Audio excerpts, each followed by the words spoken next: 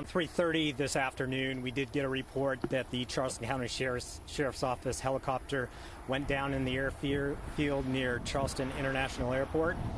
Our deputies responded to the scene, as well as numerous other first responder agencies at the airport here and surrounding areas. And we did determine the pilot was the only person on board. He did suffer non-life-threatening injuries and was taken to MUSC for treatment. At this point, all we know about what occurred is that the pilot did report a malfunction with the helicopter, and it went down a short time later. Where was the pilot coming from at the time of the crash? So I don't have details on the itinerary or anything like that at this point. It's still preliminary, and we've called the NTSB, and they're going to handle the investigation. Do you have any update on his condition?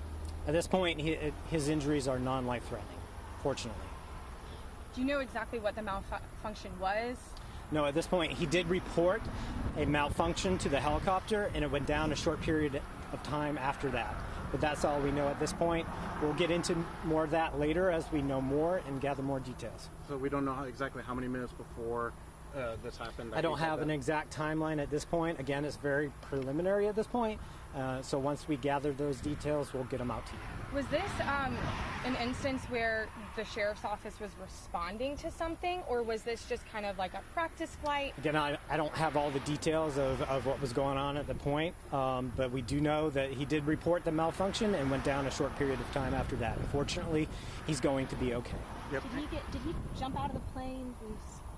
I don't have any report of that. He went down in the helicopter and was injured, but fortunately those injuries were not serious. And talk about his skill to be able to just land it here and find a soft spot in the airport to be able to land and not harm the neighboring communities. Well, I think we'll find out more as the investigation goes on, but I think we'll find out that our pilots are very well trained to handle emergencies like this, and I think we'll find out that he did an excellent job.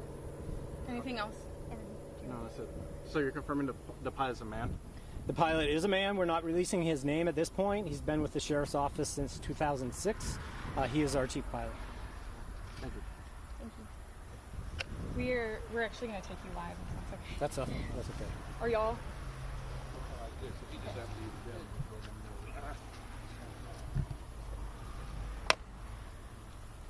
So you said you can't confirm where he was coming from? Not at this point. Okay. We do know that he was obviously up in the air at the point. We don't know exactly what he was doing at that time. I don't have that information right now. We'll get that information to you as soon as I get it. How long has this pilot been with the sheriff's office? Can you release? The pilot has been with the sheriff's office since 2006. Okay. And can you talk about, you said that your pilots are extremely capable to handle these type of situations. What is the type of training they go to handle this? All of our pilots come to the agency with training, and they have experience in flight, and so they are very experienced when they come to the sheriff's office in the first place. Sometimes they have law enforcement experience when they get hired as well, but they also have to go through the regular law enforcement training process once they get to the agency. It's a different sort of world in flying, being a pilot for a law enforcement agency. But our pilots, like I said, are very, very skilled. Can you talk about the response here? I know there are 10 to 15 emergency vehicles here. What was the response like? We can't say enough thanks for local agencies who responded to assist.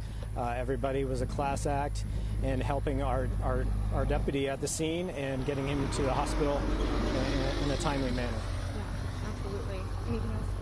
No, at this point, it's very early on in the investigation. Like I said, we've called the NTSB to do the investigation, and they'll conduct, figure out all the various details of what occurred and get that information out to the public when it's appropriate.